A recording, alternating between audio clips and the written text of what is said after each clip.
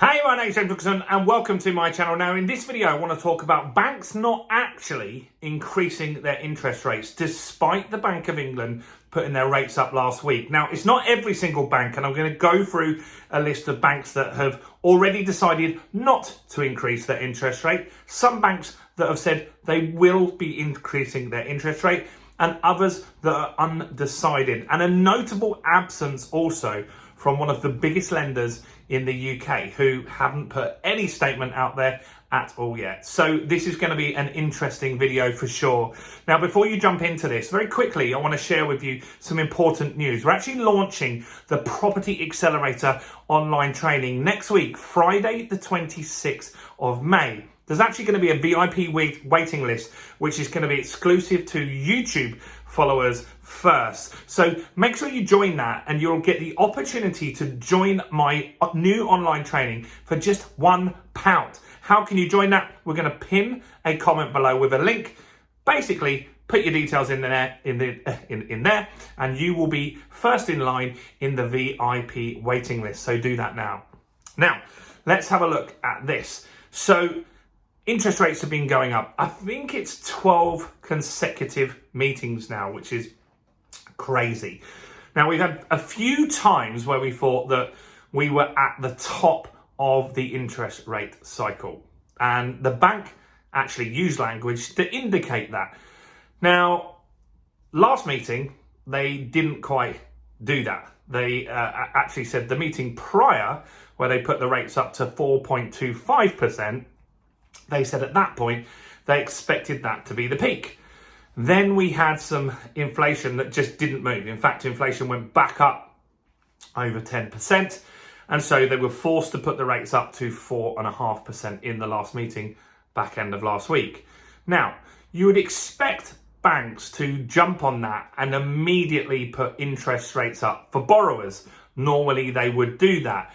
Now, even if you're on a standard variable rate, there are some lenders that have decided to hold the rate at what it currently is, which is varying on different lenders. So you'll need to go and see, if you're with one of those, what that might be. But that's a good indication that they're not expecting the rates to go up significantly. They might go up again, but they're not expecting rates to go up significantly like they were around October, November, late last year.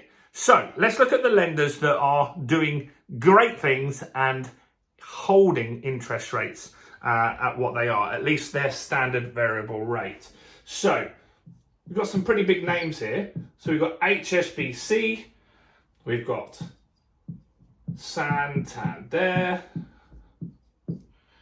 we've got Skipton's, who interestingly are coming out quite a lot in mortgage news at the moment. So I think they're looking to make a big play in the buy-to-let market and the residential market as well. And we've got Coventry Building Society. Okay, so all of these guys are holding their standard variable rate, which is great news, right? Really, really positive news. And that's going to help out a ton of people. And so because there are some people that are trapped on the standard variable rate. And I'll give you a quick example. I've got a friend of mine that's trapped on the standard variable rate. So they had a great job. They lost that job. Currently, they don't have a job and their mortgage deal has expired. So their deal package was in for a couple of years or 3 years. I'm not sure exactly how many years, if I'm honest. But the deal's expired. So then they go on to the standard variable rate. They can't get a new deal because they're not employed. So they've got to wait to get a job before they can get back on the market and get that sorted. Fortunately, they've got some savings and that's allowing them to service their mortgage. But there are tons of people in a similar situation, right? There are tons and tons of people in that scenario, and they might be on that standard variable rate, or their credit ratings changed, or I don't know. There's various reasons why they might be on that. And so those people that are on that standard variable rate, this is really positive news if they're with one of these lenders. Now, one lender is actually going to go up. Interesting that there's only one at the moment. And so Barclays increasing. To be honest, I'm not sure how much of the market is with Barclays. Probably quite a few people. And so they already have increased their standard variable rate. Now, there are a number of lenders that potentially may jump into this top level and they haven't decided yet. And so they are looking at the market, seeing what they feel. And these guys have said they're not raising the rates at the moment, but they might. And so this bracket is quite a few lenders. So you've got Virgin, which definitely is a big player in the market. You've got Nationwide, which is obviously huge. You've got Metro Bank. You've got TSB. You've got Lloyds. You've got Yorkshire Building Society.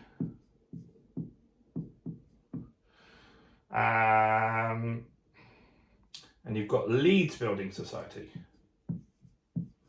Right, and so these guys are unsure with what they're going to decide to do, which is interesting. Now, often when the variable rate when the interest rates were going up through these previous 12 changes, all of these companies, every single one of them put their standard variable rate up straight away. Every single time. I mean, I have a mortgage that is on the standard variable rate.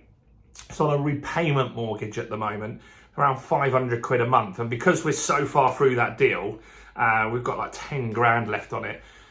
I haven't done anything with that deal because when I look to refinance, or even when the interest rates change, it adds about £2 a month. So each interest rate change for me isn't a lot because it's on a repayment mortgage and we're so far through the loan.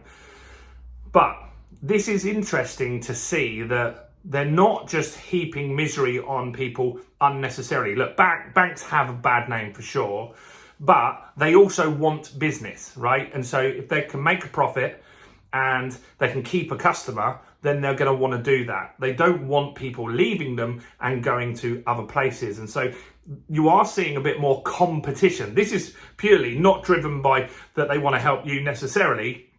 It's more competition in the market is dictating that this is what they should do in order to keep that business that they've already got. Don't mistake them for being super kind and wanting to help you. But it's interesting to see that they're not just chucking the interest rates up. If you look at new deals as well, rates have barely changed since last week's Bank of England deal.